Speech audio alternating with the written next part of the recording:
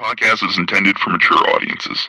The views and opinions expressed are those of the panelists and do not reflect in any way those of the podcast partners, sponsors, or affiliates. Enjoy. ThaBoxingvoice.com. You seen what he did on Facebook, right? And they said, I'm gonna make a motherfucking emoji like this, look. Devon production.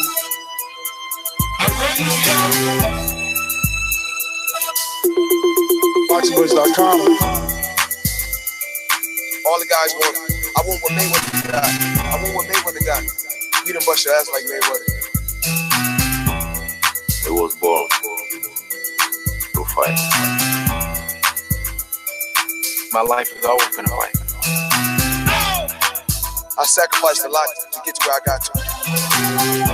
You don't think you're being overly critical to a guy that took a body shot and didn't go down? There's no question. That's just my style. My style is to dominate. I want to get the guy. I want to stop the guy. You know, my motto is man down. ThaBoxingvoice.com. Why you mad?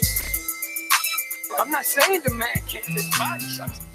Welcome back, ladies and gentlemen, to another edition of the Boxing Voice Radio. All I can say is I told you so. Don't forget to subscribe to the YouTube channel and get those notifications whenever me and the co-hosts go live. It's going down. We're right back after 2 shows today. We got another breaking news announcement. Devon Alexander versus Andre Berto lands on the Garcia. Mikey Garcia versus Robert Easter Jr. undercard. And the question is, these are 2 welterweights, 2 former champions. 2 guys very well known to the casual boxing public. Will these men end up being an opponent for Earl Spence, who's looking for a dance partner in December?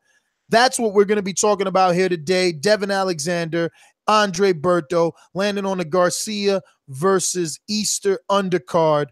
Will Earl eventually face one of these 2 welterweights?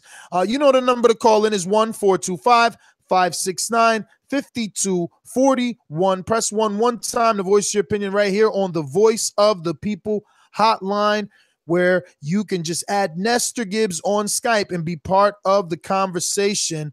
Let's head on out to New Jersey to our very own amateur, Alexander Doomsday Lioness. I'm the best ever. I'm the most brutal and vicious and most ruthless champion there's ever been. There's no one to stop me. Legs to the conqueror. No, I'm Alexander. He's no Alexander. I'm the best ever. There's never been anybody like me. I'm Sonny Liston. I'm Jack Nippy. There's no one like me. I'm from their court. There's no one that can match me. My style is impetuous. My defense is impregnable. And I'm just ferocious. I want your heart. Get up! ThaBoxingvoice.com. Yeah. Y'all getting TBV for breakfast, lunch, and maybe even dinner.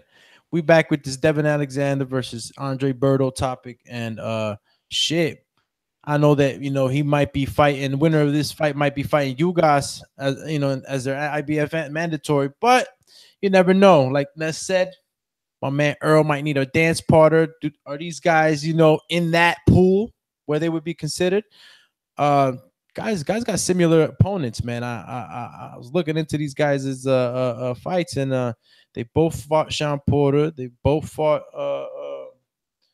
what's his name, Victor Ortiz, and they've even fought another guy, some guy I don't even really know too much about. But you know, in that sort of retrospect, I would like to see what these guys would do to each other. You know what I mean? I mean, I was talking about this fight the other day, Dooms, and I said the winner of this fight is a valuable welterweight opponent in this welterweight landscape. Because while some might say, well, no way, man, Andre Berto's washed up, right?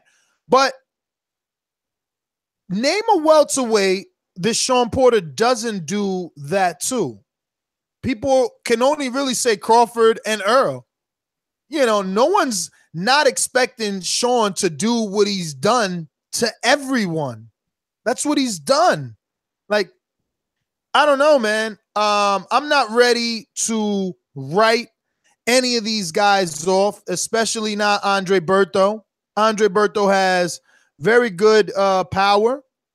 He has issues in terms of, you know, stamina and things like that, but he has a good resume. He has a win. He has a win over Josecito Lopez, and Josecito Lopez right now he's definitely a contender. Somebody. He's on the comeback. He's rebuilding. He's a name that we've known and we've seen on TV. But if you're Earl Spence, do you want Urdani Ulgas, the Cuban, guy with a couple of losses on his record that's making a comeback, or do you want the former champion, multiple division champion in Devon Alexander, or the former champion at welterweight who's, shared the ring with Victor Ortiz and Floyd Mayweather and, names like that in Andre Berto? Because Earl himself has said, look, I only want to fight the top names or former world champions. Like, he's not interested in Ulgas.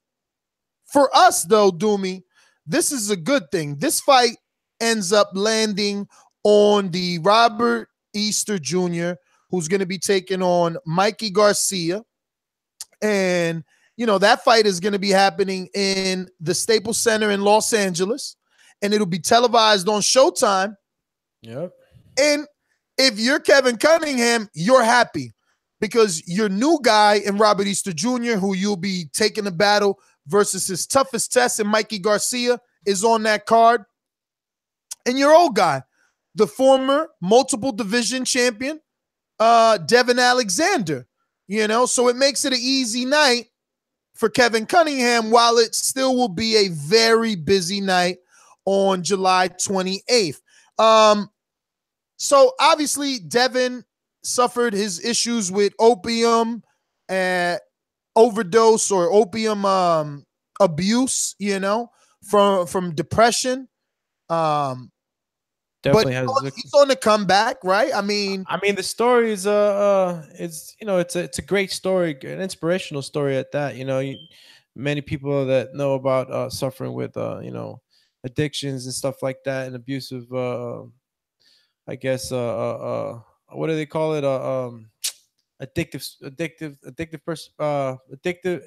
I lost my mind on that. I'm not a clinical guy, but coming from something like that and making it back and coming back into championship contention, I think it's a great story, motivational for the guy. I think a lot of guys are definitely, I guess, lining up behind a guy against Devon. Devon has definitely a following that brings a lot of attention, I think. And even though Andre Berto, it's not he hasn't competed at his super best or the best that we've seen him.